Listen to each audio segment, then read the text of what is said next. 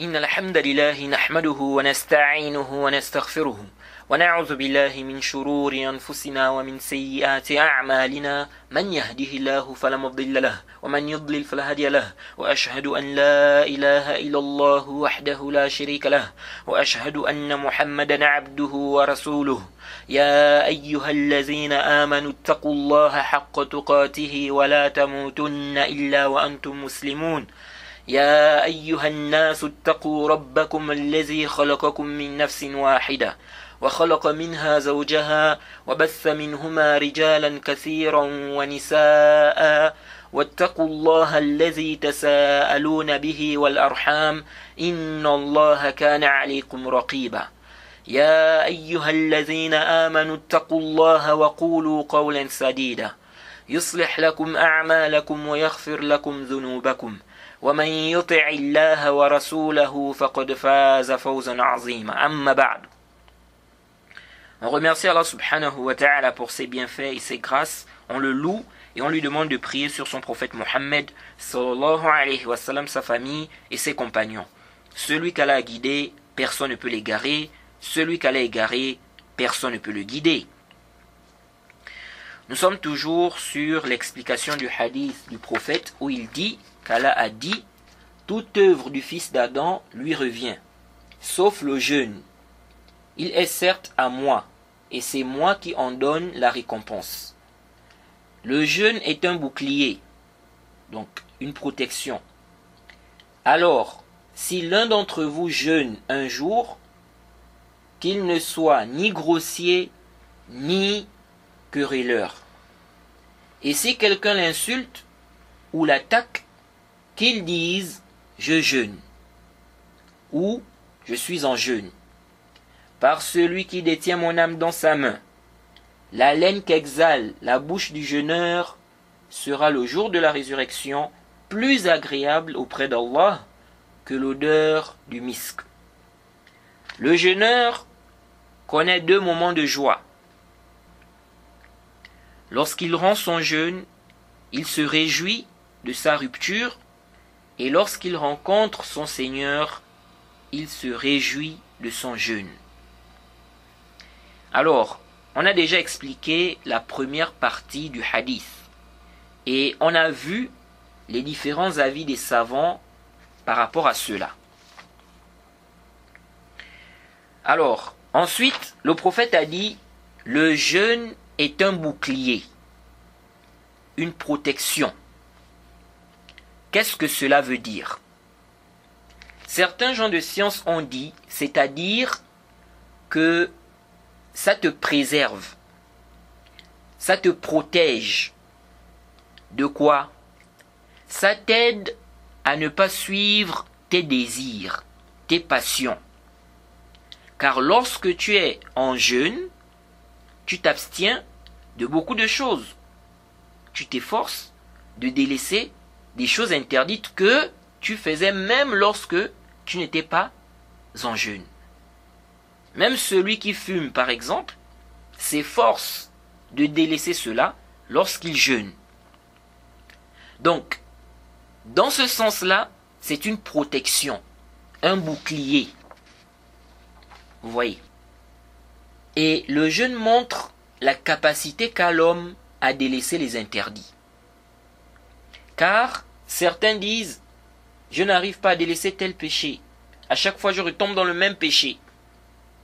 Tu vas trouver des gens comme ça. Quelqu'un va te dire, vraiment, je n'arrive pas à délaisser tel péché, j'ai du mal, à chaque fois, je retombe dans le même péché. Pourtant, pendant le jeûne, il arrive à délaisser ce péché. Parfois, pendant le mois de Ramadan même, pendant tout le mois, il arrive à délaisser ce péché. Vous voyez? Donc, ça montre que tu peux délaisser ce péché. Il te faut juste du courage, de la patience et des efforts. Et si tu arrives à patienter, à délaisser ce qu'Allah t'a pourtant rendu halal, comme la nourriture, les rapports sexuels avec ta femme, ça veut dire quoi? Ça veut dire que tu peux également délaisser ce qu'Allah t'a interdit, a fortiori. Tu arrives à délaisser ce qui est pourtant halal, c'est halal. Tu arrives à délaisser ça pour Allah. Tu t'abstiens lorsque tu jeûnes. Donc ça veut dire que tu peux également délaisser ce qu'Allah t'a interdit a fortiori. Parce que ça là, on t'a interdit ça. Vous voyez? Or, ce qu'on t'a rendu halal là, tu arrives à délaisser ça. Pourtant c'est halal. Tu arrives à délaisser ça pour Allah. Ça montre que tu peux également délaisser ce qu'Allah t'a interdit. Tu peux délaisser cela, a fortiori. Et vraiment les frères, le jeûne est une grande adoration qui aide. C'est une grande adoration qui aide. Tu souhaites délaisser des péchés.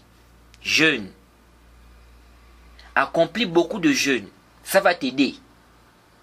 Toi qui es éprouvé par la pornographie, le fait de regarder le haram, ou toi qui es éprouvé par le zina, ou le vol, ou le mensonge, ou la médisance, ou la musique, ou le fait d'écouter la musique, ou autre, jeûne. Jeûne. Fais beaucoup de jeûnes. Ça va t'aider énormément. C'est pourquoi Ibn al-Qayyim dit quoi? Dans Zadul Ma'ad, au tome 2, page 35, il dit ceci. للصوم تأثير عجيب في حفظ الجوارح الظاهرة والقوى الباطنة وحميتها عن التغليط الجالب لها المواد الفاسدة التي إذا استولت عليها أفسدتها واستفراغ المواد الرديئة المانعة لها من صحتها فالصوم يحفظ على القلب والجوارح صحتها ويعيد إليها ما استلبته منها أيدي الشهوات فهو من أكبر العون على التقوى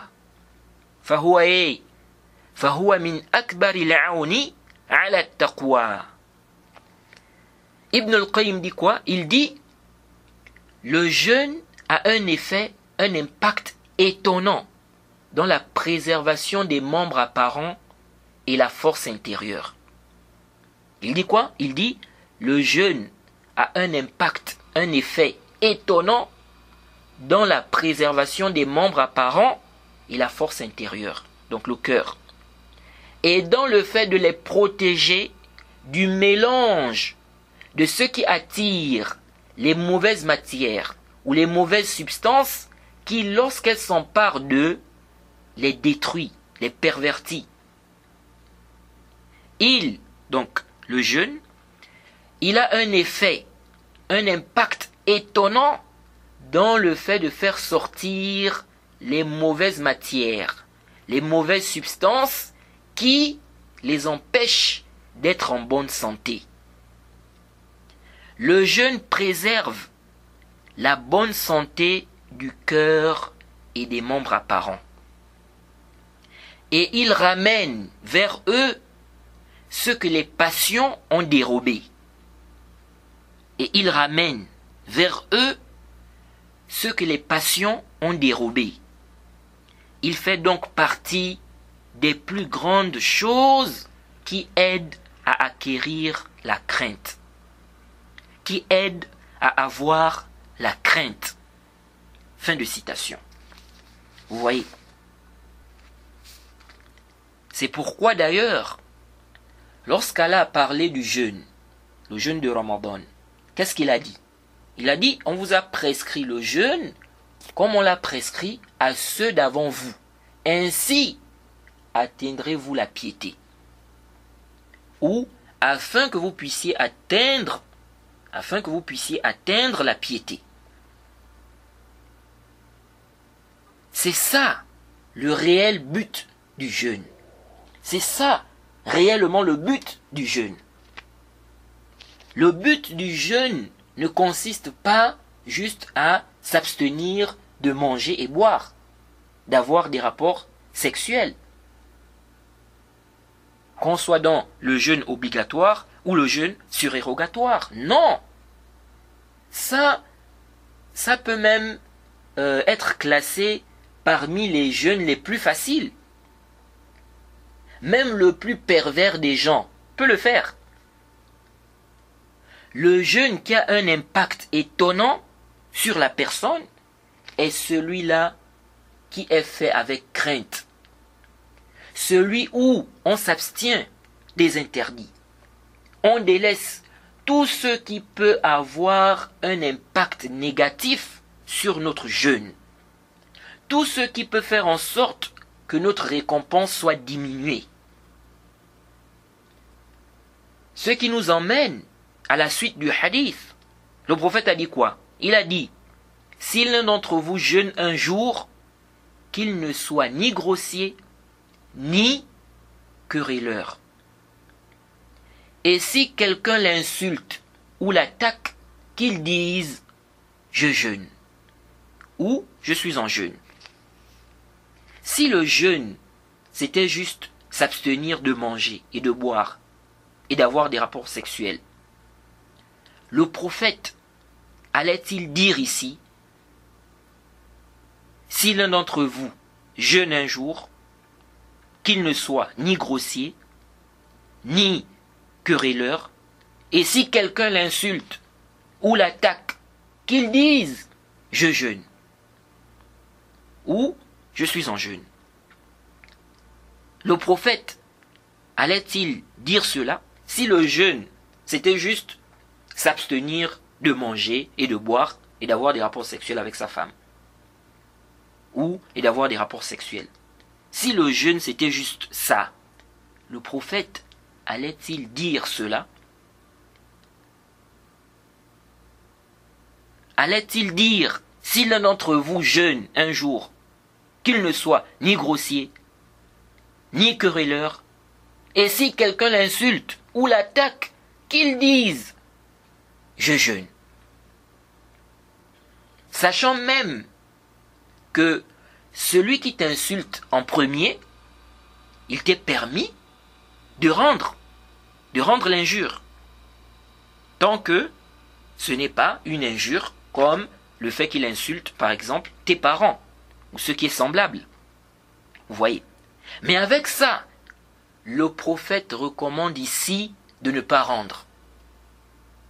Il dit, et si quelqu'un l'insulte ou l'attaque, qu'il dise « je jeûne ». Vous voyez, qu'ils disent « je jeûne ». Pourquoi? Limaza, lèche. On doit méditer. Il faut méditer. Toi, mon frère, médite. Toi, ma sœur, médite. C'est pourquoi celui qui va vraiment bénéficier de tout ce qu'Ibn al-Qayyim a cité là, dans ce qu'on a lu, celui qui va réellement atteindre la piété à travers son jeûne, c'est celui-là qui a compris que le jeûne ne consiste pas juste à s'abstenir de boire, de manger et d'avoir des rapports sexuels. Il faut que tes yeux jeûnent, c'est-à-dire tu dois t'abstenir de regarder ce qui est illicite. Ta bouche doit jeûner, tes oreilles, tes pieds, tout ton corps doit être en jeûne. C'est ça réellement. Voilà le jeûne qui a un impact étonnant sur la personne. Vous savez, Allah a dit Inna as-salata tanha 'anil fahsha'i wal munkar. Sourate 29 au verset 45. Allah dit, selon une traduction rapprochée, en vérité, la prière préserve de la turpitude et du blâmable. En vérité, la prière préserve de la turpitude et du blâmable. Mais pourquoi certains d'entre nous accomplissent la prière, mais ils sont toujours dans la turpitude et le blâmable? Pourtant, cette prière, on l'accomplit 5 fois par jour.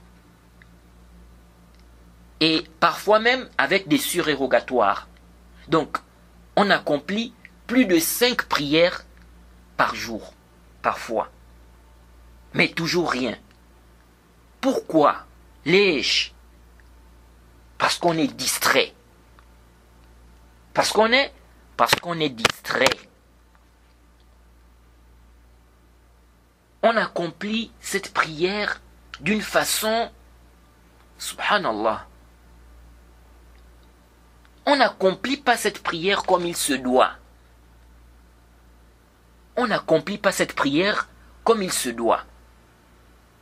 Quelqu'un accomplit la prière avec une rapidité terrible, car il est pressé de retourner à son commerce.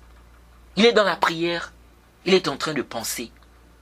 Un tel me doit 25 000, un tel me doit 16 000, ça fait 41 000. Lorsque je vais récupérer ça, je dois donner 15 000 à un tel. Je dois donner 10 000 à Sissoko. Il est dans les calculs, pourtant il est dans la prière. D'autres, tu les vois, ils sont là, debout, en train de prier, les bras ballants, ils tournent de gauche à droite, on dirait quelqu'un qui veut danser, alors qu'il est dans la prière. Il regarde là-bas, il tourne la tête. Tu cherches quoi? Tu es dans la prière ou tu n'es pas dans la prière? Uqsim billahi allazi la ilaha ghayruh. Je jure par Allah, celui en dehors duquel nul n'est digne d'être adoré. Si on accomplit nos prières comme il se doit, avec crainte, cela va nous préserver de la turpitude et du blâmable. C'est ça le problème. Où est l'effet? Où est l'effet de nos prières, les frères, les sœurs? Où est l'effet de nos prières? Alors qu'Allah dit, Inna as-salata tanha 'anil fahsha'i wal munkar.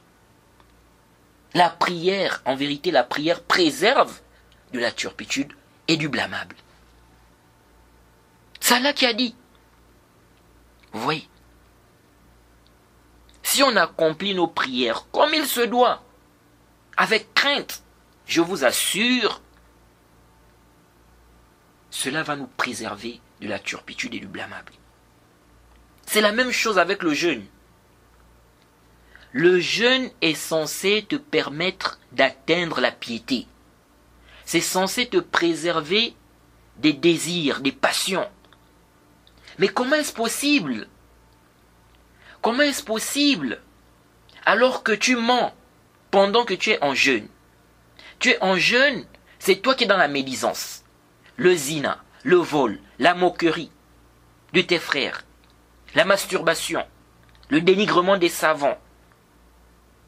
Tu regardes des films, des séries, où des femmes sont mal vêtues, où des gens s'embrassent, des hommes et des femmes qui ne sont pas mariés.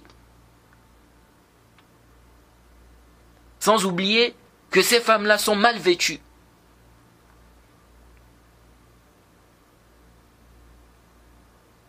Ça, c'est quel jeûne? Là, wallahi, ce n'est pas le jeûne qu'on t'a demandé de faire. C'est quel jeûne ça? C'est quel jeûne ça? C'est pourquoi le prophète Mohammed sallallahu alayhi wa sallam a dit, le hadith d'Abi Huraira, radiyallahu anhu, le prophète Mohammed sallallahu alayhi wa sallam dit, Man lam yada' qawla az-zur. Écoutez, hein? Man lam yada' qawla az-zur wal 'amala bihi wal jahl falaysa lillahi hajatun fi an yada' ta'amahu wa sharabahu. Ça c'est dans le Sahih al-Bukhari, hadith numéro 1903. Également numéro 6057. Le prophète dit, celui qui ne délaisse pas les mauvaises paroles, les paroles interdites, les pratiques qui y correspondent, donc les pratiques interdites, les pratiques des ignorants, Allah n'a nul besoin qu'il délaisse sa nourriture et sa boisson. C'est le prophète qui dit ici, Allah n'a nul besoin qu'il délaisse sa nourriture et sa boisson. Ça montre clairement qu'on ne te demande pas juste de délaisser la nourriture et la boisson. Le jeûne ne se limite pas à cela. Le prophète dit ici, celui-là, Allah n'a nul besoin qu'il délaisse sa nourriture et sa boisson. Ce hadith doit interpeller notre conscience. Ça montre clairement qu'Allah n'a pas légiféré le jeûne pour qu'on ait faim et soif. Non. Il veut qu'à travers le jeûne, on atteigne la piété. Comment est-ce possible? En délaissant les mauvaises choses. Lorsqu'on est en jeûne. Et on a vu le verset. Allah a dit لَعَلَّكُمْ تَتَّقُونَ, afin que vous puissiez atteindre la piété. C'est ça le but. Le but n'est pas juste de s'abstenir de manger et boire. Et le verset vient renforcer le sens du hadith. Ce verset-là renforce le sens du hadith d'Abi Huraira qu'on a cité. Au point où les savants ont divergé. Est-ce que les péchés annulent le jeûne? Al-amru khatir. La chose est dangereuse. Ce n'est pas une petite affaire. Les savants ont divergé. Est-ce que les péchés annulent le jeûne? Les péchés, est-ce que ça annule le jeûne? Certains salafs ont dit que la médisance gâche le jeûne. La médisance seulement. Certains ont interprété ça en disant non, ils n'ont pas visé cela. Ce qu'ils visaient, c'est que ça influence le jeûne au niveau des récompenses, mais ce n'est pas que ça annule le jeûne. Mais ça, fihi nazar. Ce n'est pas ce qui est apparent. Ibn Hazm dit que tout péché annule le jeûne. Tout péché. Ibn Hazm dit que tout péché annule le jeûne. Tout péché. À condition que la personne le fasse tout en étant consciente qu'elle est en jeûne. Ce n'est pas qu'elle a oublié. Et qu'elle le fasse volontairement. Vous voyez. Si ces conditions-là sont réunies, tout péché annule le jeûne. Donc celui qui va commettre un péché pendant qu'il jeûne, il a annulé son jeûne. Et il s'est basé sur ce hadith qu'on a cité, où le prophète dit, celui qui ne délaisse pas les mauvaises paroles, donc les paroles interdites, les pratiques qui y correspondent, les pratiques des ignorants, Allah n'a nul besoin qu'il délaisse sa nourriture et sa boisson. Et je rappelle que la riwaya, là où on dit les pratiques des ignorants, ça c'est venu dans une riwaya. C'est aussi authentique. Alors, Ibn Hazm s'est basé sur ce hadith. Le hadith ici, dans le hadith on dit Allah n'a nul besoin qu'il délaisse sa nourriture et sa boisson. C'est parmi les preuves d'Ibn Hazm. C'est-à-dire, c'est parmi les preuves sur lesquelles il s'est basé pour dire que tout péché annule le jeûne. Et Ibn Hajar, lorsqu'il a parlé de ce sujet, il a dit qu'Ibn Hazm a exagéré. Il a dit qu'Ibn Hazm a exagéré. Lui, il a vu que tout péché annule le jeûne. Contrairement à certains salafs qui ont dit que la médisance annule le jeûne. La médisance seulement. Donc Ibn Hajar a dit qu'Ibn Hazm a exagéré. Et je ne me rappelle plus, je ne sais pas si j'ai mentionné la parole d'Ibn Hajar dans le Durar lorsqu'on a parlé de ce sujet-là. Mais, après méditation et relecture du sujet, je me suis rendu compte que la parole d'Ibn Hajar fihi nazar. C'est à revoir, c'est discutable. Ibn Hazm n'a pas exagéré. Il s'est basé sur ce qui est apparent du texte, même si son avis est discutable. Mais dire qu'il a exagéré, fihi nazar. Celui qui se base sur ce qui est apparent des textes, et son avis n'est pas inacceptable, et même la raison ne contredit pas cela, la raison raisonnante, comment on va dire qu'il a exagéré? Vous voyez, il n'a pas exagéré, même si son avis est discutable. Vous voyez, mais dire qu'il a exagéré, fihi nazar.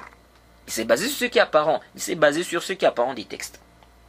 Il s'est basé sur ce qui est apparent des textes. Bref, on doit faire attention lorsqu'on jeûne. On rapporte de certains salafs que lorsqu'ils jeûnaient, ils allaient rester à la mosquée. Ils allaient s'asseoir dans la mosquée. Car lorsque vous êtes à la mosquée, vous êtes moins exposé au péché, comme regarder ce qui est illicite, par exemple, etc. Surtout si vous vous concentrez à la lecture du Coran, au zikr. C'est pourquoi celui qui fait l'i'tikaf pendant le Ramadan, il améliore son jeûne. Car pendant ce temps, il est moins exposé. Vous voyez. Donc au péché. On rapporte même de certains salafs que lorsqu'ils jeûnaient, ils entraient chez eux et ils ne sortaient que pour la prière. Vous voyez. Et vous voyez des gens aujourd'hui, ils sont en jeûne, et en même temps, tu les vois avec un groupe de pervers, ils sont en train de rigoler, se moquer des gens qui passent dans la rue, ils sont en train de parler de politique, des films, ça rit, ça commet de la médisance, ça se vante même, ça ment, etc. La hawla wa la quwwata illa billah. Et shahada. Alors le prophète a dit, le jeûne est un bouclier ou une protection. On a déjà vu le premier sens que des savants ont mentionné par rapport à cette phrase. D'autres savants ont dit non. Le sens du récit, c'est une protection contre l'enfer. C'est une protection contre l'enfer. Donc, lorsque le prophète dit le jeûne est un bouclier ou une protection, c'est-à-dire que c'est un bouclier contre l'enfer. C'est une protection contre l'enfer. Jade, et c'est l'avis qui est juste. Wallahu a'lam, Allah est le plus savant. Wal hujjatu fi dhalik, la preuve de cela, c'est rapporté par Ibn Majah. Le hadith numéro 1336. C'est rapporté de façon authentique. Et le hadith a été authentifié par le Cheikh Al-Albani. Uthman ibn Abil As al-Thaqafi a donné du lait à Mutarrif. Mutarrif ibn Abdillah ibn Shikhir. Il lui a dit, je jeûne. Donc, Mutarrif ibn Abdillah ibn Shikhir a dit à Uthman, je jeûne. Et Uthman lui a dit, سمعت رسول الله صلى الله عليه وسلم يقول الصيام جنة من النار كجنة أحدكم من القتال. Il a dit, j'ai entendu le messager d'Allah dire, le jeûne est un bouclier. Il a dit, le jeûne est un bouclier ou une protection contre l'enfer. Il a dit quoi? Il a dit le jeûne est un bouclier ou une protection contre l'enfer, comme le bouclier de l'un d'entre vous contre le combat, donc contre le fait d'être tué. Ce hadith est clair que le prophète a dit du jeûne que c'est un bouclier, une protection contre l'enfer. Donc, lorsqu'il dit que le jeûne est un bouclier, on doit comprendre que c'est un bouclier contre l'enfer. Car, dans ce hadith, le prophète dit clairement que le jeûne est un bouclier contre l'enfer, ou une protection contre l'enfer. Donc c'est comme si c'est une version ici qui explique. Jade. Donc lorsque le prophète a dit le jeûne est un bouclier, on doit comprendre cette version-là par la version où le prophète dit clairement que le jeûne est un bouclier contre l'enfer. Donc ça te protège de l'enfer. Jade. C'est l'avis que nous trouvons juste. Sauf que nous disons ceci. En réalité, les deux avis vont ensemble. Car l'un implique l'autre. Donc il n'y a pas vraiment une opposition en tant que telle. Comment ça? Car si le jeûne te permet de délaisser tes désirs, tes passions, les péchés, il te permet d'atteindre la piété. Il te permet d'atteindre la piété. Et s'il te permet d'atteindre la piété, quel sera le résultat? C'est l'éloignement de l'enfer. Tu seras préservé de l'enfer. C'est pourquoi le prophète Mohammed sallallahu alayhi wa sallam a dit quoi?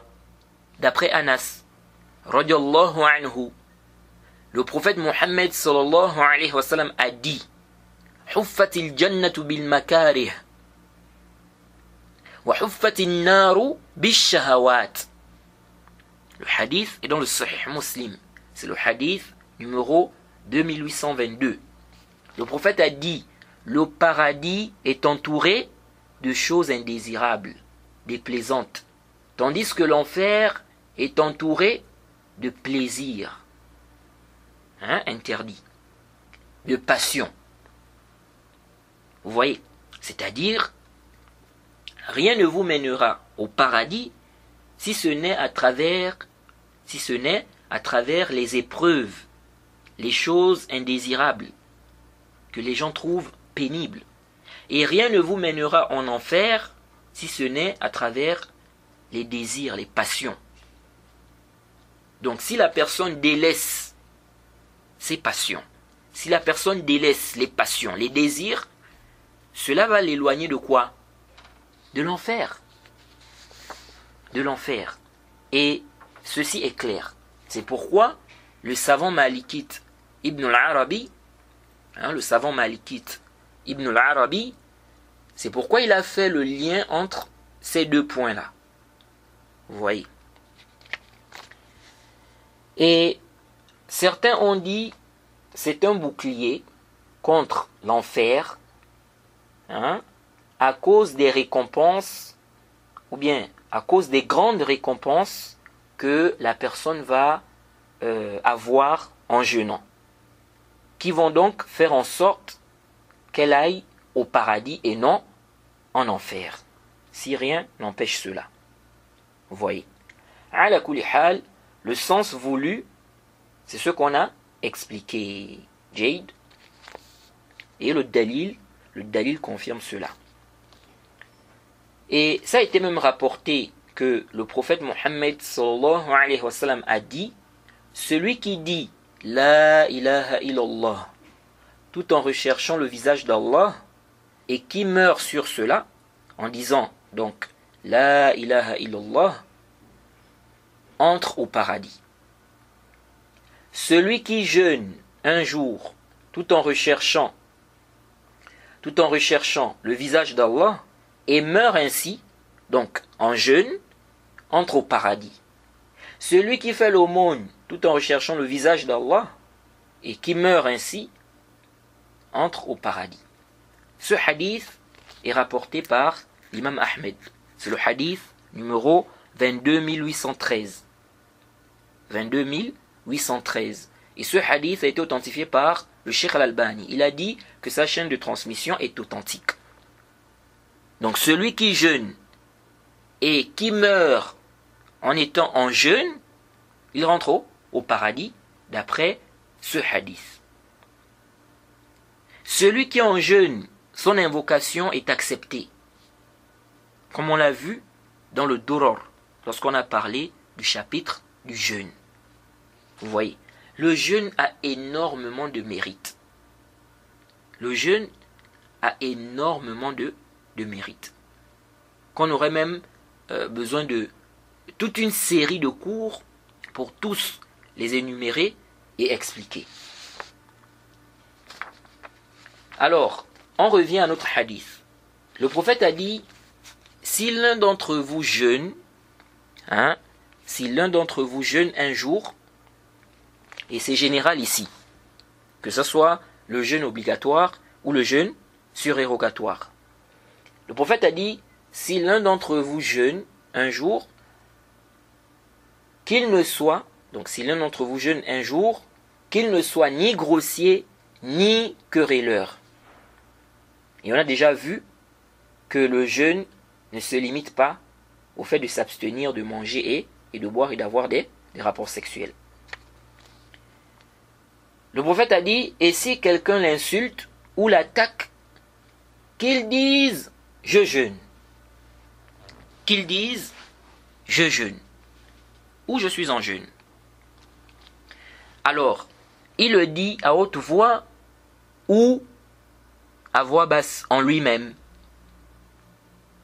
Il le dit à haute voix ou en lui-même. Il y a une divergence entre les gens de science concernant cela. Certains ont dit, il le dit à haute voix et en lui-même. Donc les deux. Certains ont dit, il le dit en lui-même. Il ne dit pas cela à haute voix. Car c'est une adoration cachée. Dévoiler cela peut conduire à l'ostentation. Et d'autres gens de science ont dit, il dit cela à haute voix. Et c'est ce qui est juste. Il dit cela à haute voix. Et non en lui-même. C'est-à-dire, celui qui va l'attaquer, ok, va entendre ce qu'il va dire. Donc il dit clairement, je jeûne, je suis en jeûne, et non en lui-même. Et c'est ce qui est juste. Car c'est ce qui est apparent. C'est le zahir. On a dit qu'ils disent. Falyaqul. Qu'ils disent. Vous voyez. Si on dit un tel a dit, ça veut dire quoi? Qu'il a dit cela intérieurement, en lui-même? Non. Ça veut dire qu'on a entendu. Un tel a dit. C'est la base. Et on avait déjà détaillé cette question-là, je crois, dans l'explication d'Al-Wasitiyya, lorsqu'on a parlé de l'attribut de la parole. Vous voyez. Donc, ici on n'a pas dit qu'ils disent cela fi nafsihi. On n'a pas dit ça. Le prophète dit qu'ils disent. Donc ce qui est apparent ici, c'est qu'il doit dire. Il dit je suis en jeûne. Vous voyez. Et je me demande même combien de personnes appliquent cela. Vous voyez. C'est parmi les choses que beaucoup de gens délaissent. Vous les voyez en jeûne. Ils sont en train de débattre, s'insulter. D'autres même se battent. Pourtant, ils sont en jeûne. Vous voyez. Quelqu'un l'a insulté. Quelqu'un l'a insulté. Au lieu d'appliquer ce hadith, non. C'est la bagarre. Lui aussi, il insulte. Il est en jeûne. Vous voyez. Donc c'est parmi les choses qu'il faut vraiment faire revivre. Donc, nous disons, on le dit à haute voix. Et non intérieurement. Et quant au fait de dire que ça va conduire à l'ostentation, nous disons non. Nous disons non, car le but ici est de faire savoir à celui qui t'attaque qu'il doit respecter cette adoration. Il ne doit pas te pousser à faire des choses qui auront un impact négatif sur ton jeûne. Ou encore, c'est pour lui dire, ou bien c'est pour lui faire savoir que tu n'es pas du tout incapable de lui répondre. Jade, mais si tu t'abstiens, c'est parce que tu es en jeûne. Car il y a des gens, s'il ne répond pas, s'il ne dit rien, il peut se dire que l'autre le prend pour un peureux. Vous voyez. Donc, le fait de dire cela peut aussi le soulager. Et ça fait savoir à la personne que tu n'es pas du tout incapable de répondre. Mais tu es en jeûne. Tu es en jeûne. Tu crains ton Seigneur. En quoi l'ostentation va entrer ici? Et à supposer que la personne peut tomber ou bien peut faire de l'ostentation ici, elle doit combattre cela et ne pas le faire. Vous voyez. Certains font la différence entre le jeûne de Ramadan et le jeûne surérogatoire, en disant que lorsqu'il s'agit du jeûne de Ramadan, ici la personne dit ça à haute voix. La personne dit ça à haute voix, c'est-à-dire je jeûne. Certains disent même que, parce que bon, le mois de Ramadan, pratiquement tous les musulmans sont en jeûne. Vous voyez, de manière générale. Donc ils disent ici là, il n'y aura pas vraiment de l'ostentation parce que bon, d'autres aussi jeûnent. Vous voyez. Mais ça, il y a un ishkal. Si quelqu'un est dans un pays du kufr, des mécréants qui ne jeûnent pas, voilà un mécréant qui l'attaque. Vous voyez. C'est problématique. Vous voyez. Il y a certains qui ont même dit que, en ce qui concerne le jeûne obligatoire, le jeûne de Ramadan, il n'y a pas de divergence quand on dit ça à haute voix. La divergence c'est sur le jeûne surérogatoire. Dans tous les cas, nous disons c'est général. Qu'on soit dans le jeûne obligatoire ou le jeûne surérogatoire. Le texte est général. Tu jeûnes, si quelqu'un t'attaque ou t'insulte, tu dis je jeûne. Je jeûne. Que ce soit le mois de Ramadan ou un jeûne surérogatoire. Jade. Et ce hadith montre aussi, on tire une faïda de ce hadith. Ce hadith montre aussi, donc le hadith où le prophète dit, si quelqu'un l'attaque ou l'insulte, qu'il dise je jeûne. Ce hadith montre aussi que s'il y a un intérêt, on peut montrer une adoration. On peut montrer une adoration qu'on fait. La base, si tu peux cacher tes adorations, fais-le. Fais-le. Cache tes adorations comme tu peux. Mais s'il y a un intérêt à montrer une adoration, il n'y a pas de mal. Parce que ici, là, tu dis je jeûne, je suis en jeûne.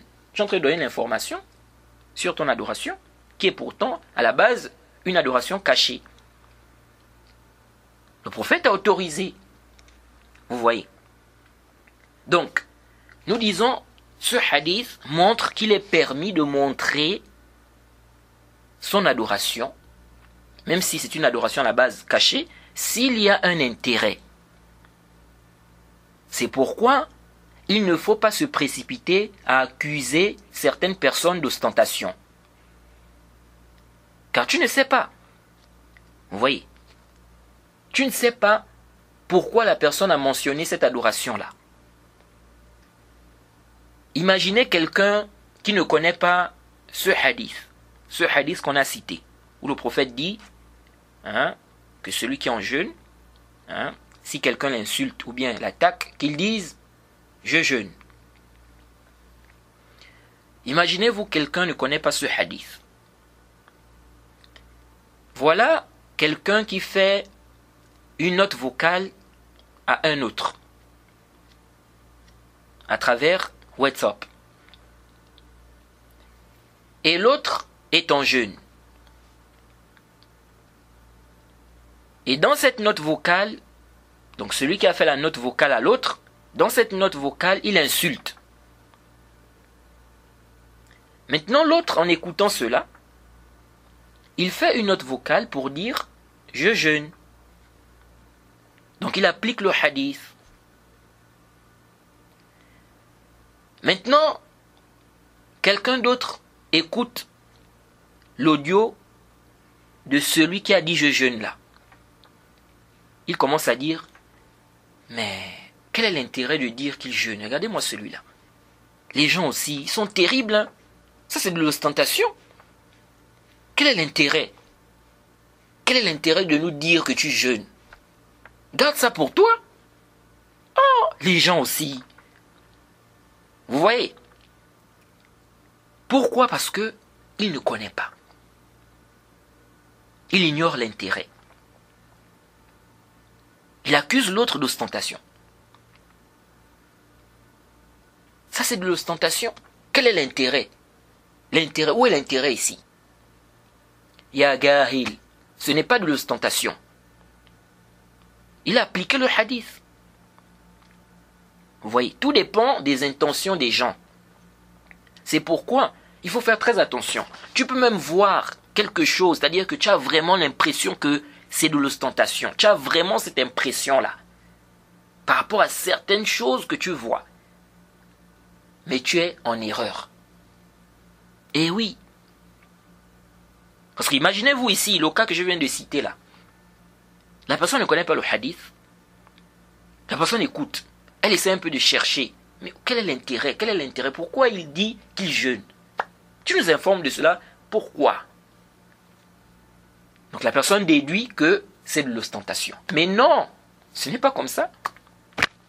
Vous voyez? Donc il faut faire attention. Il faut faire très très attention.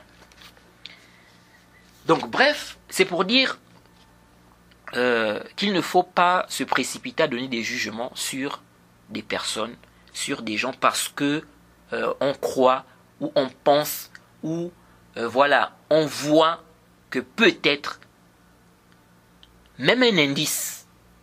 Toi tu peux voir une chose, tu prends ça pour un indice qui montre qu'un tel commet de l'ostentation, mais tu te trompes. Vous voyez? Donc, il faut vraiment faire attention. Ce n'est pas parce que tu ignores l'intérêt d'une chose, pourquoi un tel a montré son adoration, ou telle adoration, que cela veut dire forcément que c'est de l'ostentation. Jade. Ensuite, le prophète a dit, par celui qui détient mon âme dans sa main. On tire de cette partie, n'est-ce pas, l'attribut de la main. Allah a des mains. Le prophète dit par celui qui détient mon âme dans sa main. Vous voyez ça? Et on a déjà détaillé, n'est-ce pas, la question des attributs dans l'explication, donc les attributs d'Allah, dans l'explication de Wasitiyya. Ce hadith montre qu'il est légiféré aussi de jurer, même si on ne t'a pas demandé de jurer. Par exemple, si tu veux attirer l'attention des gens sur une chose importante de la religion, tu peux jurer. Vous voyez. Et le prophète le faisait beaucoup dans des hadiths. Et c'est cette formule-là qu'il utilisait souvent. Par celui qui détient mon âme dans sa main. Par celui qui détient mon âme dans sa main. Par celui qui détient mon âme dans sa main. Vous voyez. Donc c'est légiféré. Il est légiféré de jurer, même si on ne t'a pas demandé de jurer. Tu peux dire par celui qui détient mon âme dans sa main, il y a ceci, il y a cela. Vous voyez. Alors le prophète a dit, la laine qu'exhale la bouche du jeûneur sera le jour de la résurrection plus agréable auprès d'Allah que l'odeur du misk. Et dans des versions authentiques, Bukhari et autres, il est dit, la laine qu'exhale la bouche du jeûneur est plus agréable auprès d'Allah que l'odeur du misk. Alors, qu'est-ce que cela veut dire? Différents avis ont été rapportés à ce sujet. Certains gens de science qui ont été influencés par les Ash'a'ira, qu'Allah leur pardonne, ont dit on ne doit pas attribuer le fait qu'une odeur soit agréable à Allah, car cela fait partie des attributs des créatures. Mais Allah connaît comment sont les choses, c'est-à-dire c'est lui qui a créé telle odeur. Donc il sait comment est cette odeur. Mais dire qu'une odeur est agréable auprès d'Allah, non. On ne doit pas affirmer ce genre de choses, car ça fait partie des attributs des créatures. وَهَذَا بَاطِلٌ هَذَا بَاطِلٌ Ceci est caduc. La dalil alayhi. Il n'y a pas de preuve qui justifie cela. Ce genre de propos. Nous devons affirmer ce qui est venu dans les textes, sans faire ressembler les attributs d'Allah à ceux des créatures. Le prophète a dit, c'est plus agréable auprès d'Allah. Les compagnons ont rapporté cela. Ils n'ont pas dit non, faites attention, il ne faut pas comprendre comme ça, il ne faut pas ceci, il ne faut pas cela. Le prophète aussi n'a pas dit cela. Il a dit, c'est plus agréable auprès d'Allah. Et Al-Hafiz ibn Hajar a mentionné cette parole dans le Fath. Et vous savez que Ibn Hajar a été influencé, n'est-ce pas, par les Ash'a'ira dans les questions des noms et attributs. L'imam Nawawi également. C'est pourquoi il faut faire attention. Celui qui lit le Fath al-Bari et l'explication de Nawawi du Sahih Muslim, ou même ses livres de manière générale, il doit faire attention lorsqu'il s'agit des noms et attributs d'Allah. Vous voyez, il doit faire attention. Donc, Ibn Hajar a mentionné cette parole dans le Fath, au tome 4, à la page 127. Puis, il a fait suivre des différents avis. Il a expliqué que certains ont dit que c'est au sens figuré, car le plus souvent, d'habitude, on se rapproche des bonnes odeurs. Donc, on a utilisé cette phrase car le jeûneur se rapproche d'Allah, n'est-ce pas, à travers son jeûne. Donc, le sens de la parole, c'est plus agréable auprès d'Allah que l'odeur du misk, c'est-à-dire le jeûneur se rapproche plus d'Allah que vous ne le faites pour le misk. Vous voyez, certains ont dit auprès d'Allah, c'est-à-dire auprès des anges. Donc, ce n'est pas Allah qui est voulu ici. Donc, c'est plus agréable auprès des anges. Donc, on a cité Allah, mais ce qui est visé, ce sont les anges. Donc, les anges d'Allah. Vous voyez. Certains ont dit, le jeûneur aura plus de récompenses pour son haleine que les récompenses qu'auront ceux qui se parfument du misk, ceux qui se parfument du misk pour les assises de science, le Jumu'ah, etc. Et An-Nawawi a soutenu cet avis. Ibn Hajar a cité d'autres avis par rapport au sens du récit. On ne va pas tous les citer ici. Ceux qui veulent lire tous ces avis-là, ils peuvent repartir au Fath. J'ai mentionné la référence au tome 4, page 127.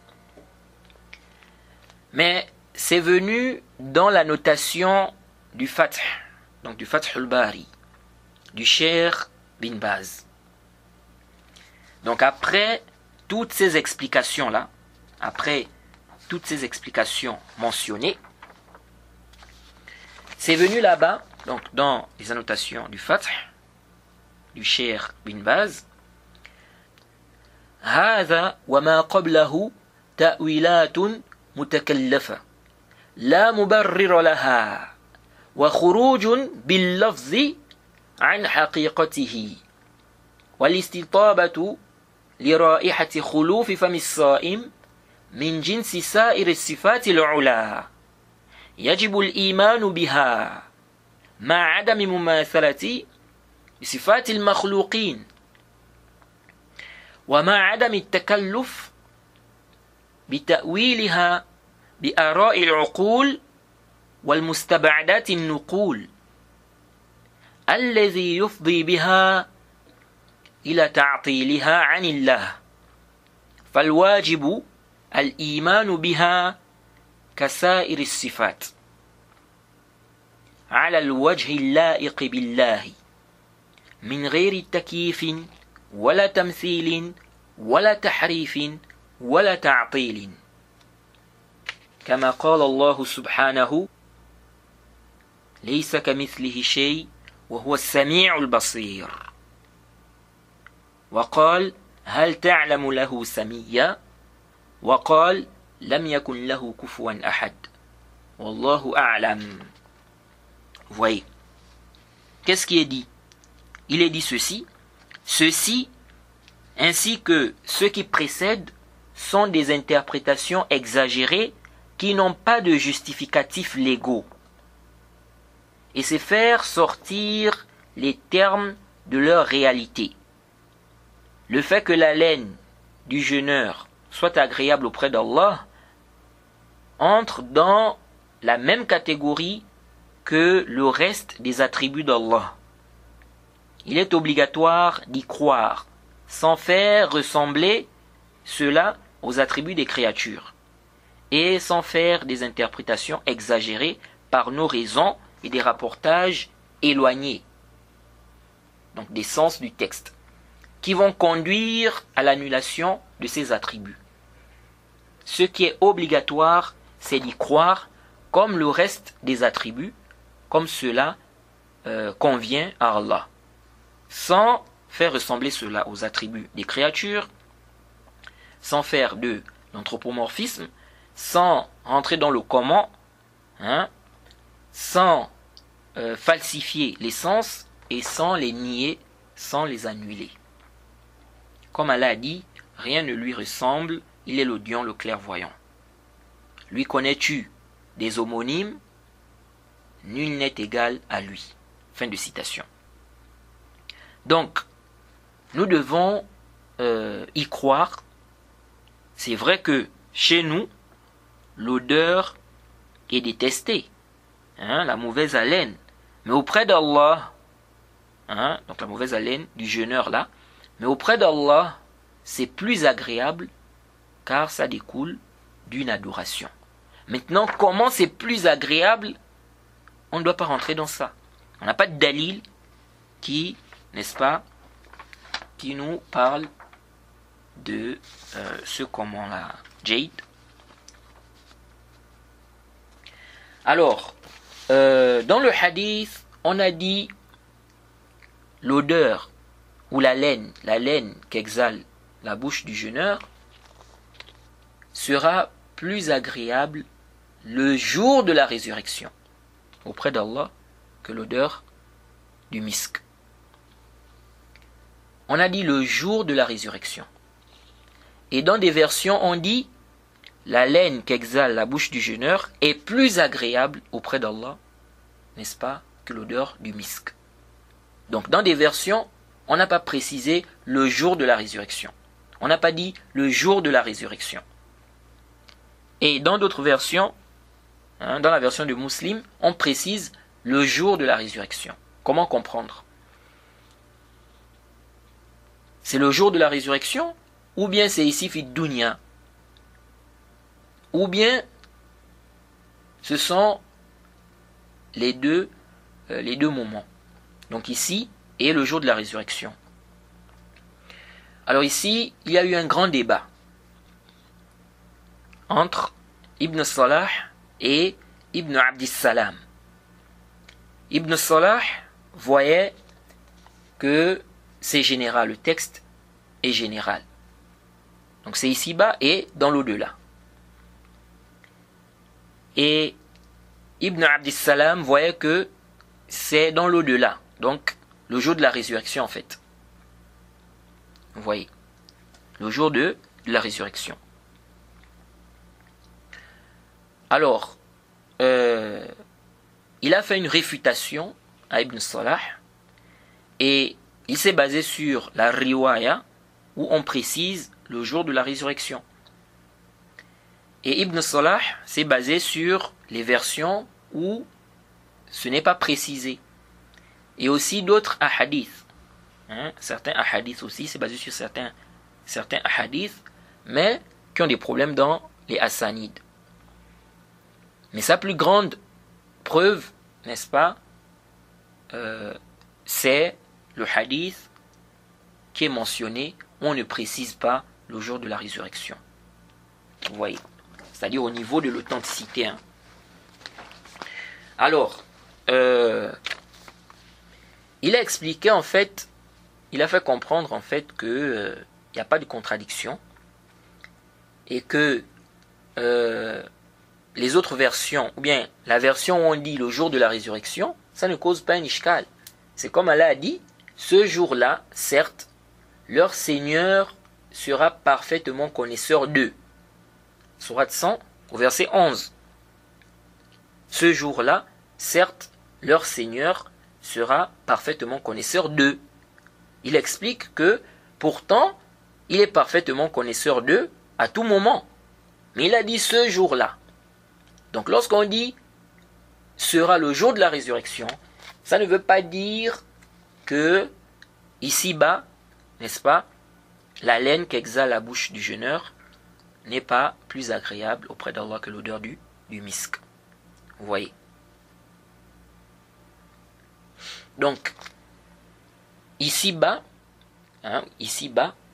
fi dunya, la laine qu'exhale la bouche du jeûneur est plus agréable auprès d'Allah que l'odeur du misk. Vous voyez.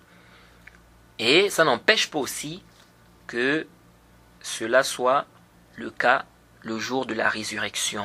Vous voyez, c'est comme le cas du comment on appelle du martyr.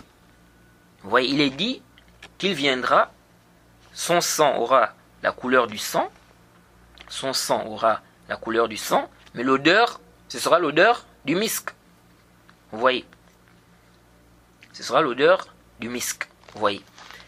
Donc, ils disent que Yawm al-Qiyamah, la laine qu'exhale la bouche du jeûneur sera donc plus agréable auprès d'Allah que l'odeur du misk. Donc, le jeûneur viendra avec cette haleine-là. Et certains gens de science ont expliqué aussi que ce hadith de Muslim montre que la laine qu'exhale la bouche du jeûneur est meilleure que le sang du martyr. Ils disent, parce qu'on a dit que le sang du martyr aura l'odeur du misk, alors que la laine qu'exhale la bouche du jeûneur, on a dit que c'est plus agréable auprès d'Allah que l'odeur du misk. Vous voyez ça? Ala kulli hal.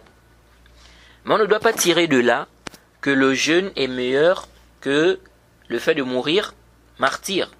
Parce que ici on n'a pas parlé de cela. On parle juste d'un point précis. La laine qu'exhale la bouche du jeûneur. Jade. Donc ça, c'est très important à comprendre. Ensuite, le prophète a dit, le jeûneur connaît 2 moments de joie.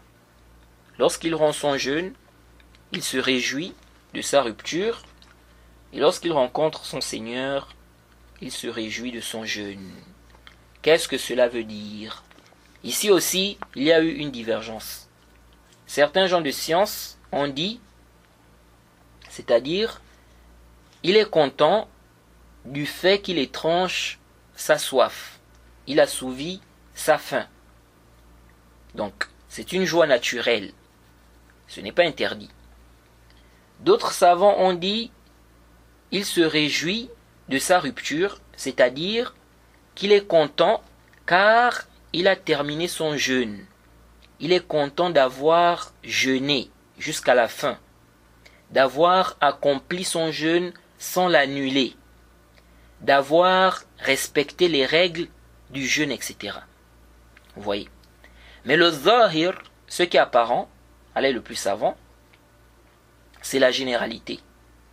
C'est la généralité. On a dit, lorsqu'il rend son jeûne, il se réjouit de sa rupture. Donc, qu'est-ce qui fait qu'il se réjouisse de sa rupture? C'est général. Ça peut être tout cela ensemble. Donc, il est content, car il va maintenant étrancher sa soif, assouvir sa faim, et ça, c'est légiféré, c'est permis. Il est content aussi d'avoir terminé cette adoration sans l'annuler. Il a parfait son adoration. Tout ça entre dans le terme ou dans la phrase « il se réjouit de sa rupture ». Et cela peut même aller au-delà de ces deux avis. C'est pourquoi Ibn Hajar, lorsqu'il a traité le sujet dans le Fath, il a fait comprendre qu'il n'y a pas de mal à généraliser le texte. Donc, la joie de chacun sera en fonction de sa situation, car les gens diffèrent en cela. Jade. Et le prophète a dit, lorsqu'il rencontre son Seigneur, il se réjouit de son jeûne. C'est-à-dire par rapport à la grande récompense qu'il verra, l'acceptation de son jeûne. Vous voyez, comme certains savants ont dit. Wallahu a'lam. Et ça montre vraiment les mérites du jeûne. Les mérites du jeûne. Alors, parmi les hadiths également qui montrent les mérites du jeûne, on a le hadith où le prophète dit, d'après Sahl ibn Sa'd as-Sa'idi, Inna fil jannati baban yuqalu lahu ar-Rayyan yadkhulu minhu as-sa'imuna yawm al-qiyamah la yadkhulu minhu ahadun ghayruhum yuqal ayna as-sa'imun fayaqumun la yadkhulu minhu ahadun غيرهم فإذا دخلوا أغلق فلم يدخل منه أحد. Le hadith est rapporté par l'imam al-Bukhari. C'est le hadith numéro 1763. L'imam Muslim rapporte également ce hadith. C'est le hadith numéro 1947. Et dans une version de Nasa'i, il est dit, avant de citer cette version du Nasa'i, on va d'abord traduire le hadith.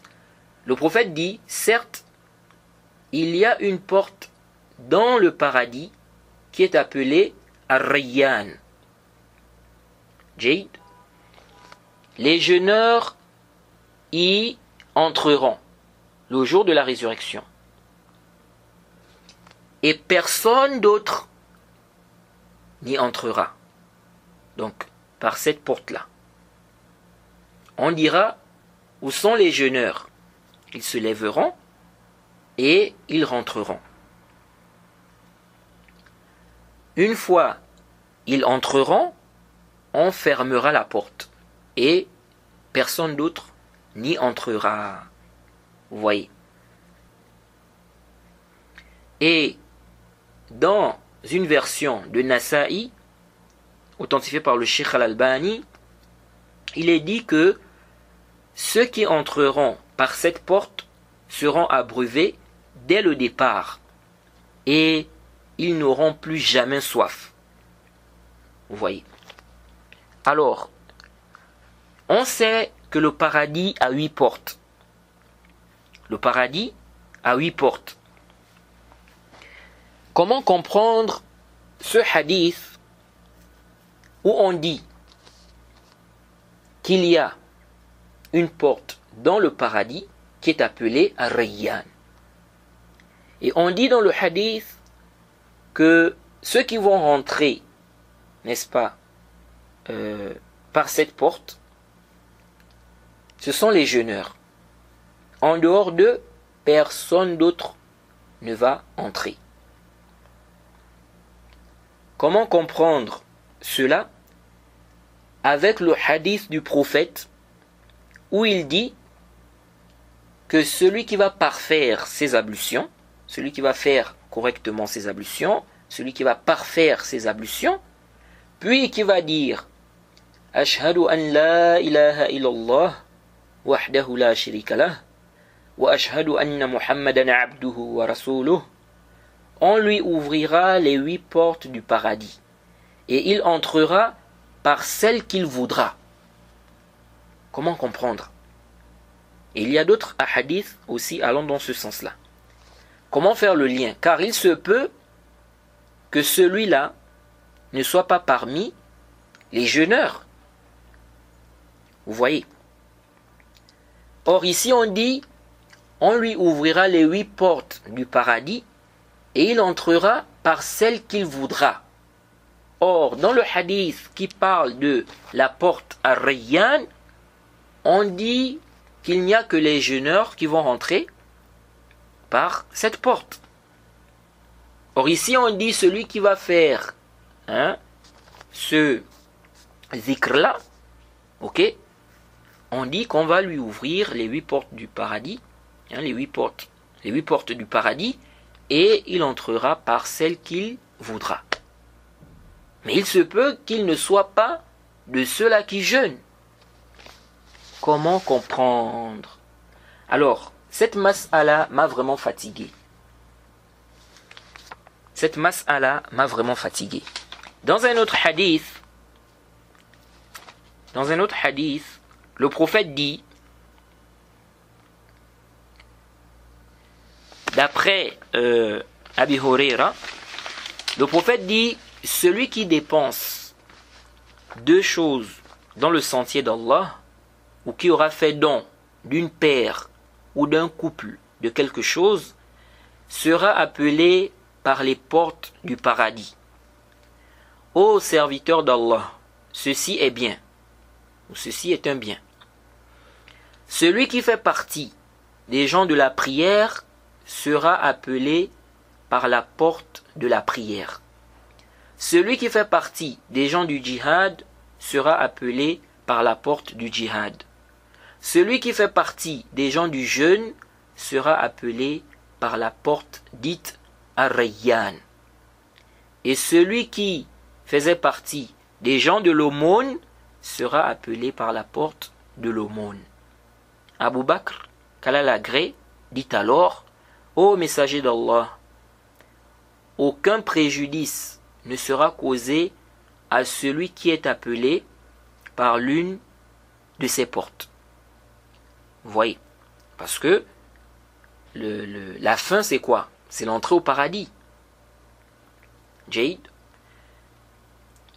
Donc il dit, aucun préjudice ne sera causé à celui qui est appelé par l'une de ces portes. Mais est-il possible que quelqu'un soit appelé à toutes ces portes à la fois, ô messager d'Allah? Et le prophète de répondre,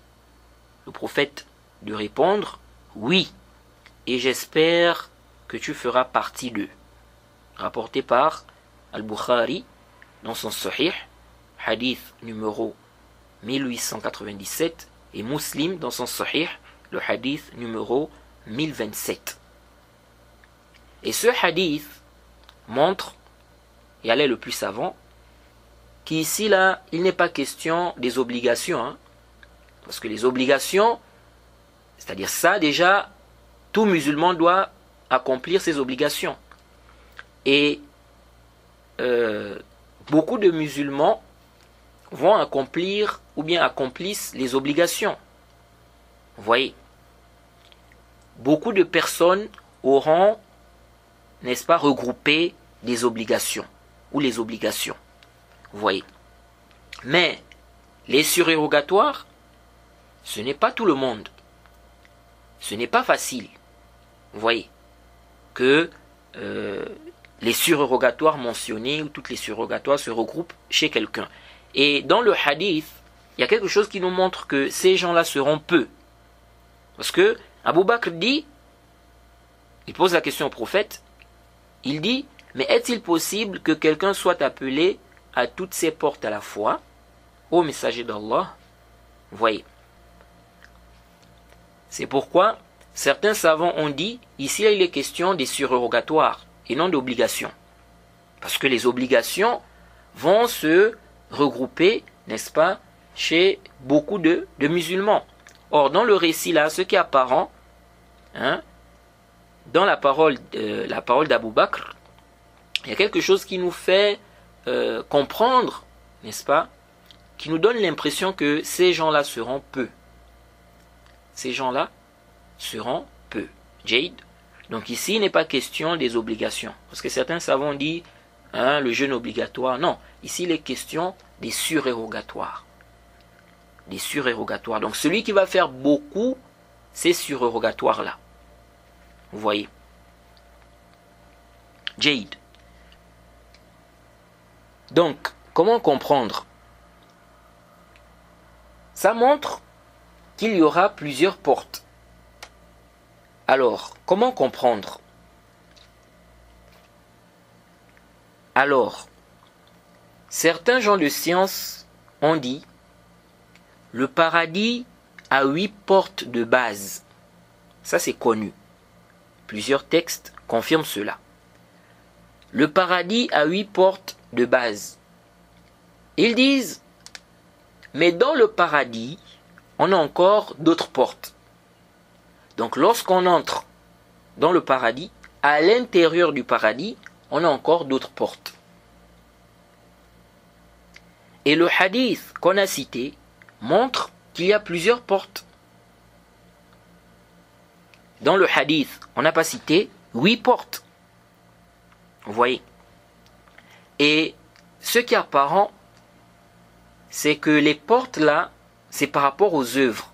Or, les œuvres sont plus nombreuses que 8. On n'a pas que 8 quand on parle des actes, des œuvres d'adoration. Vous voyez. Donc, si on a plusieurs actes d'adoration, et si on dit que les portes là, c'est par rapport aux actes d'adoration, donc, on ne peut pas comprendre ici qu'il s'agit des 8 portes du paradis. On doit plutôt comprendre que dans le paradis, on a encore des portes. Mais on a 8 portes de base. Donc, on a les portes du paradis. Ces portes-là sont au nombre de 8. Maintenant, une fois on entre dans le paradis, il y a plusieurs portes encore là-bas, en fonction des œuvres. Et donc, la porte Ar-Rayyan se trouve dans le paradis. Jade. Donc, elle ne fait pas partie des 8 portes de base du paradis. Vous voyez. Et ça, c'est l'avis d'Al-Aini, Badruddin Al-Aini. Et cette position, en réalité, résout le problème. Parce qu'on va dire quoi ici? On va dire que le hadith qui dit, ou bien les hadiths où on dit, on va lui ouvrir les 8 portes du paradis, et il va rentrer par la porte qu'il voudra. Jade. On dit ici, il s'agit des 8 portes de base du paradis. Ok? Quant à la porte Ar-Rayyan, on dit qu'il n'y a que les jeûneurs qui entreront par cette porte, ça c'est à l'intérieur du paradis. Donc, celui-là qui va faire le zikr qui a été cité dans le hadith, ou ce qui est venu dans d'autres hadiths, où ces mérites-là ont été mentionnés, on va lui ouvrir les 8 portes du paradis, il va rentrer par la porte qu'il voudra. Mais ces portes-là, dans ces portes-là, on n'a pas la porte à Rayyan. Donc, s'il ne fait pas partie de ceux qui jeûnaient beaucoup, il n'y a pas d'ishkal.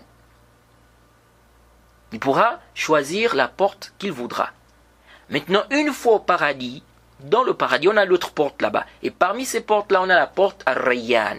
Ah, cette porte-là n'entrera par cette porte-là que les jeûneurs. Que les jeûneurs. Et donc ici, il n'y a pas d'ishkal. Surtout qu'il a été dit dans le hadith, Inna fil jannah. Certes, dans le paradis, où il y a une porte dans le paradis appelée Ar-Rayyan. On n'a pas dit l'il Jannah. On n'a pas dit le paradis a une porte appelée Ar-Rayyan. On a dit certes fil Jannah. Vous voyez, certes dans le paradis. Et c'est la version la plus authentique, ou plutôt la version authentique.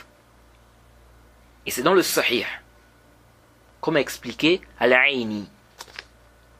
Alors si on comprend la chose de cette façon, le problème est résolu. Je ne sais pas si je me fais comprendre. Et je penche plus vers cet avis-là. Je penche plus vers cet avis-là. Mais on va voir qu'il y a un ishkal par rapport à cette compréhension-là. Il y a un ishkal, il y a un problème.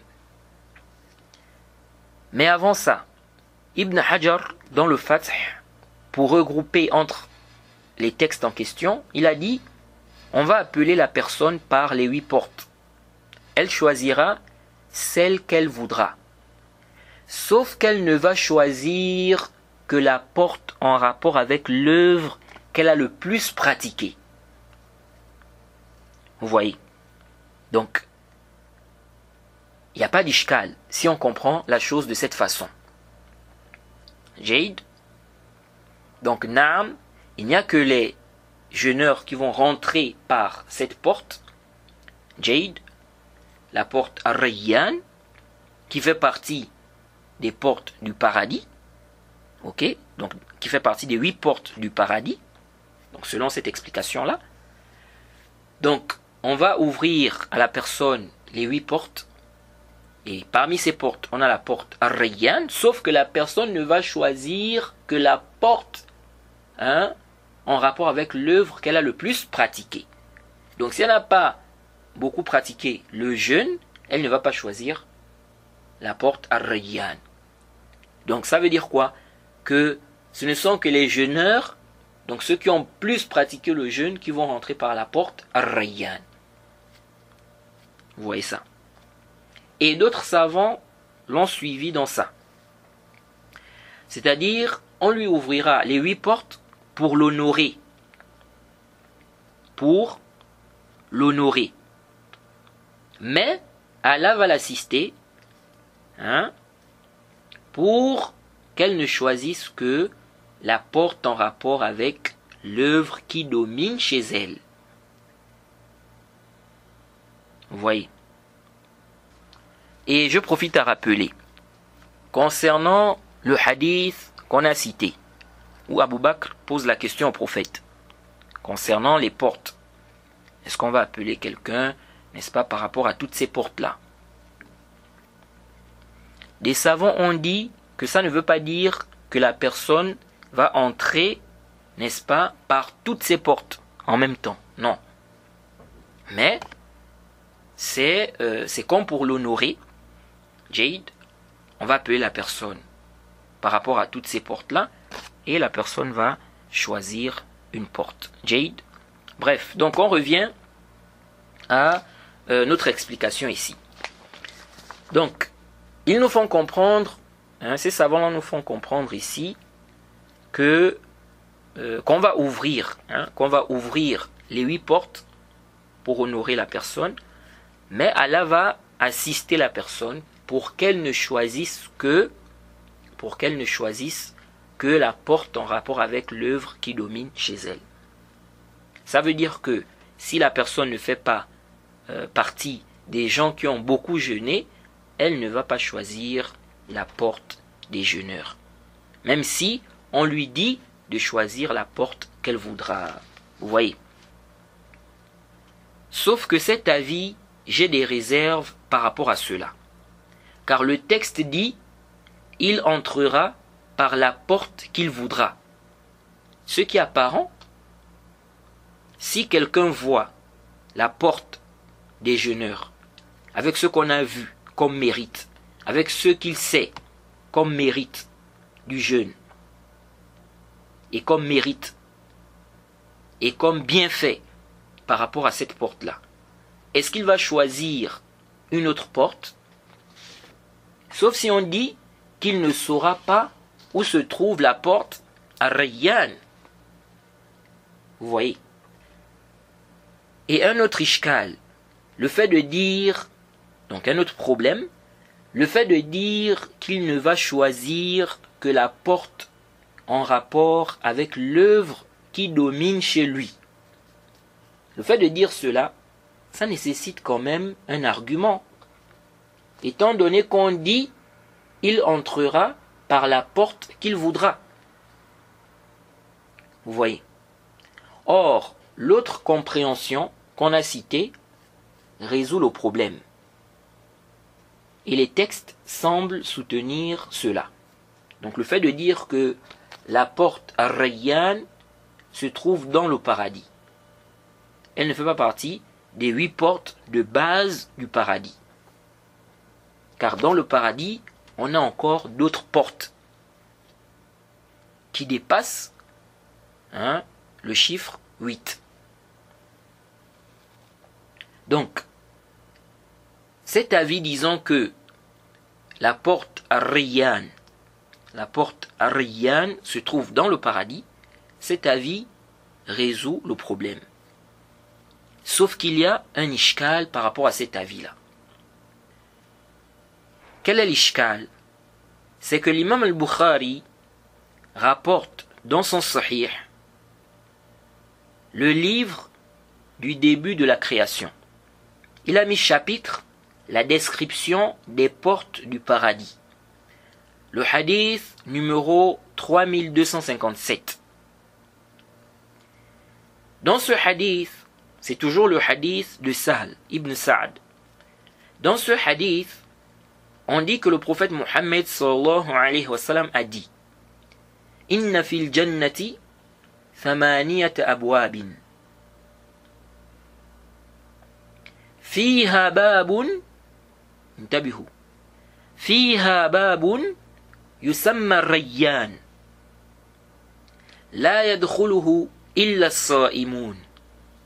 On dit certes, si on veut traduire le récit littéralement, certes, il y a dans le paradis 8 portes. Il y a à l'intérieur, fiha babun yusamma Rayyan. Il y a à l'intérieur une porte appelée Ar-Rayyan. N'y entreront que les jeûneurs. Vous voyez. Alors, on peut traduire le récit de cette façon, comme on peut traduire le récit comme suite. Le paradis a 8 portes. Celle appelée Ar-Rayyan est l'une d'elles. N'y entreront par cette porte que les jeûneurs. Alors, si on prend la traduction littérale, on est confronté à 2 problèmes. Ce qui est apparent de ce hadith, c'est que dans le paradis, il y a encore 8 portes. Est-ce que ça c'est sahih? Ou bien, fi, ici, ne signifie pas à l'intérieur. Parce qu'on dit ici, Inna fil jannati thamaniyat abwabin. Inna fil jannati thamaniyat abwabin. Fiha babun yusamma Rayyan. Fiha. Donc, soit fi ici ne signifie pas à l'intérieur. Et Al-Aini, qui s'est basé sur ce hadith, cette version-là, pour rendre faible,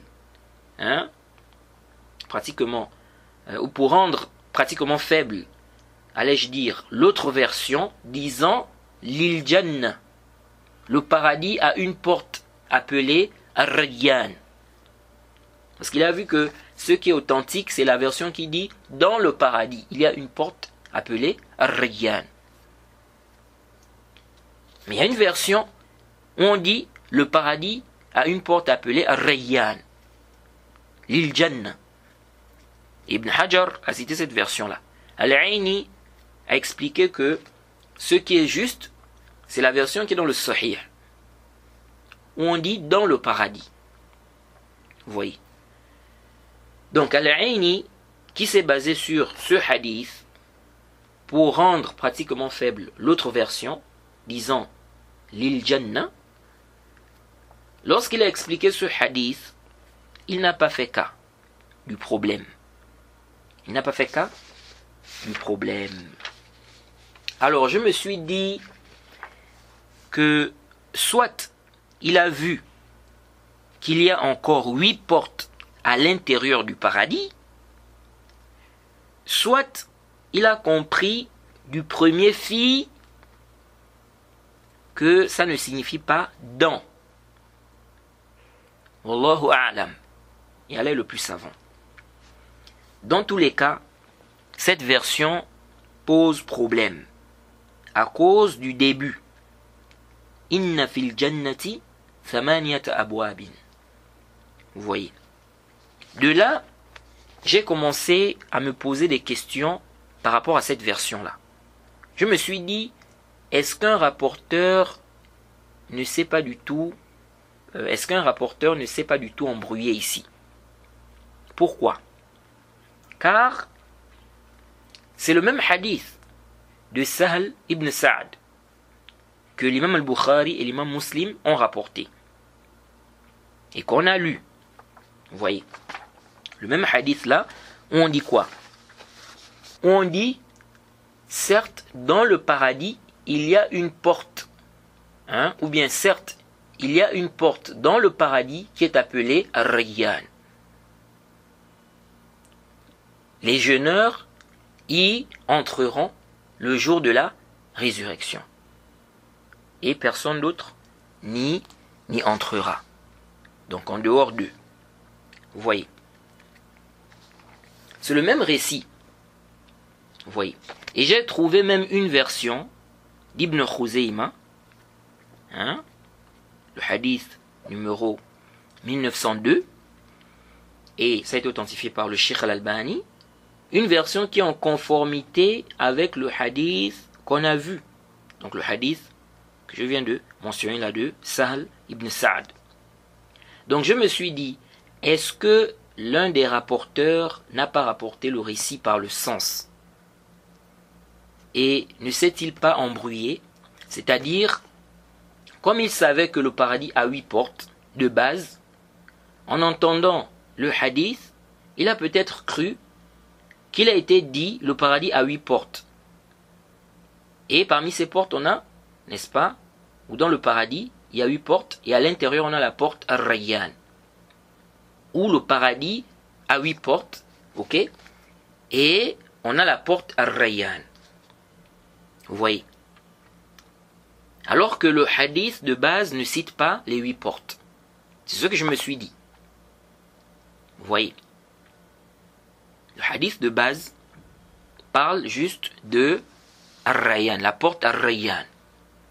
C'est-à-dire que je me suis dit, est-ce qu'il n'y a pas un ishkal ici? Est-ce que le hadith de base ne parle pas seulement de la porte Ar-Rayyan, sans mentionner les 8 portes?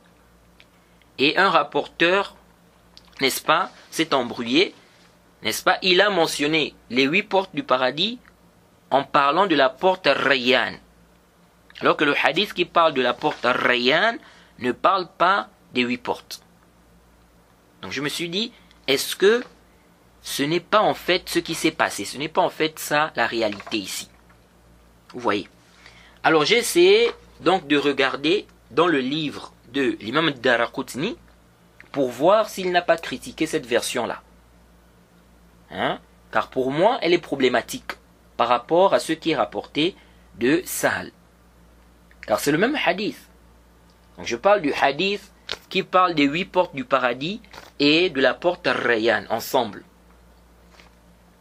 Donc, est-ce qu'il a vraiment parlé des 8 portes lorsqu'il a parlé de la porte Ar-Rayyan? C'est ça l'ishkal. Alors je n'ai rien trouvé du côté de l'imam Daraqutni. C'est-à-dire, je n'ai pas trouvé qu'il a parlé de ce hadith. Cependant, je n'ai pas poussé la recherche plus loin. J'espère la poursuivre. Mais, si je ne trouve aucun savant parmi ceux qui sont passés, qui critiquent cette version, alors je ne peux pas me permettre, moi, d'affirmer qu'il y a une erreur dans cette version. Car des grands savants, des Jahabidha, dans la science du hadith, sont passés sur ce hadith-là, ou sur ces hadiths-là.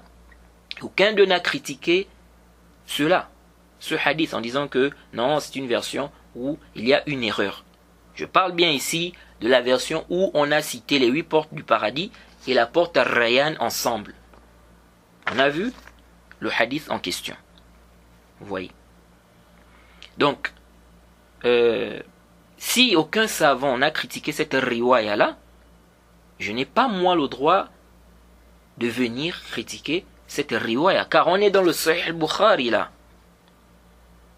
Et le Sahih al-Bukhari, les savants sont unanimes, ijma', que tous les hadiths qui sont là-bas sont authentiques, en dehors de quelques textes qui ont été critiqués par certains savants, et qui sont connus chez les savants, chez les gens de science.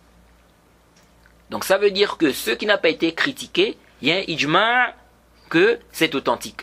Donc, si toi maintenant tu viens, tu commences à critiquer un hadith qui se trouve dans le Sahih Bukhari, le Sahih Muslim, tu dis que c'est faible, et aucun savant n'a critiqué ce hadith-là depuis des siècles, tu es en train de contredire le ijma'. Mais si quelqu'un vient critiquer un hadith qui a déjà été critiqué par des savants, ok, ici il n'y a pas d'ishkal, tant que ici là il est dans le cadre scientifique. Vous voyez. Et il faut que les gens fassent attention. Parce que des gens aujourd'hui se permettent de critiquer des hadiths qui sont dans Bukhari et Muslim dans le désordre. Vous voyez plein d'égarés, surtout en France. Ils font des vidéos, ils critiquent des hadiths, ils se basent sur leurs raisons. Tu vas voir cette personne-là qui vient critiquer des hadiths dans Bukhari, dans Muslim. Si tu demandes même à cette personne la définition du hadith sahih, peut-être elle ne pourra même pas te donner cette définition-là correctement. Mais c'est cette personne qui est en train de critiquer des hadiths qui sont dans le Sahih al-Bukhari, qui sont dans le Sahih Muslim. Il faut faire attention. Bref. Donc, ce que j'ai mentionné ici n'est qu'une hypothèse. Ok? Je n'affirme pas cela. Je dis peut-être. Et cette hypothèse ne peut tenir, ou bien elle sera prise en considération réellement, ou je vais prendre cela réellement en considération si je trouve un savant qui a critiqué cette version-là. Parce que pour moi, cette version-là, il y a un ishkal. Il y a un ishkal. Wallahu a'lam. Mais si aucun savant n'a critiqué cette version, ok, je ne peux pas, moi, me permettre de critiquer cette version-là. Ça veut dire que le problème vient de moi.